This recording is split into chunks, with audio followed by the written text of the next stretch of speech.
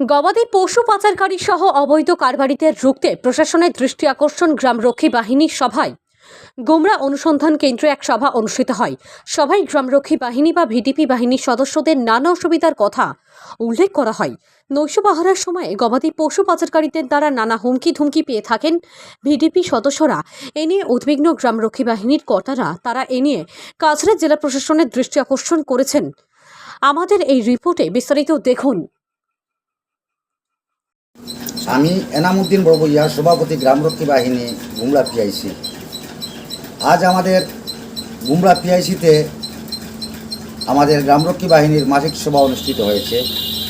সেই সভায় গ্রামরক্ষী বাহিনীর পক্ষ থেকে বিভিন্ন অভিযোগ আসছে। তোর মধ্যে গ্রামের চুরি ডাকাতি বাড়ছে এবং কালোবাজারি গবাদি পৌষ নিয়ে সর্বাবস্থায় রাস্তাঘাটে চলাফেরা করছেন এবং কোনো কোনো ক্ষেত্রে দেখা যায় সীমান্ত সুরক্ষা বাহিনী এই মহিষগুলো গুমরা পিআইসিতে জমা দেন, ওরা পড়ে রাখেন এবং কিছুদিন পরও দেখা যায় ওরা আবার মহিষগুলি নিয়ে যাচ্ছে। কিন্তু এই কালোবাজারে মাঝে মধ্যে গ্রামরক্ষী বাহিনীকে বিভিন্নভাবে হুমকি দিতেছে। আমরা যত কড়াভাবে পাড়ার কাজ আরম্ভ করি আমাদের মধ্যে হুমকি আসে কালোবাজারের পক্ষ থেকে, চুরের দল থেকে। সুতরাং আজকে আমরা প্রস্তাব নিয়েছি, গুমরা পুলিশ আধিকারিকের কাছে আমরা একটা প্রস্তাবের কপি দিব, কালাইন থানার ওসি মহোদয়ের কাছে দিব এবং মাননীয় এসপি মহোদয়ের কাছে আমরা এই প্রস্তাবগুলো প্রেরণ করব।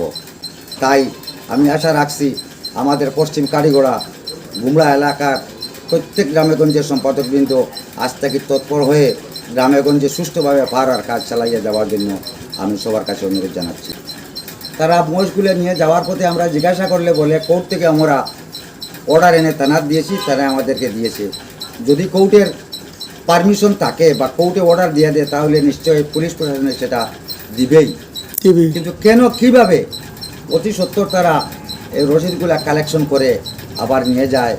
এখন কাস্টমে তারা দেন, আমরা দেখে আসছি অনেক দিন থেকে। আগে কাস্টমে ছিল, বিএসএফে বোস গরু ধরলে কাস্টমে জমা দিত, বদরপুর কাস্টম অফিস ছিল। কিন্তু আজ প্রায় কয়েক 10-12 বছর থেকে আমরা দেখেছি মহিষগুলো নিয়ে সরাসরি গুমরা পুলিশের কাছে তারা সমঝিয়ে দেয় এবং গুমরা পুলিশ সেগুলা রাখার জন্য সরকার কর্তৃক অনুমোদিত করে ব্যবস্থা দিয়ে দেয়। সুতরাং তারা কোর্ট থেকে যখন অর্ডার নিয়ে আসে সেই সময় তারা অর্ডার কপি পুলিশ প্রশাসনের কাছে দেওয়ার পরে পুলিশ প্রশাসনের সেই অর্ডার মানতে বাধ্য।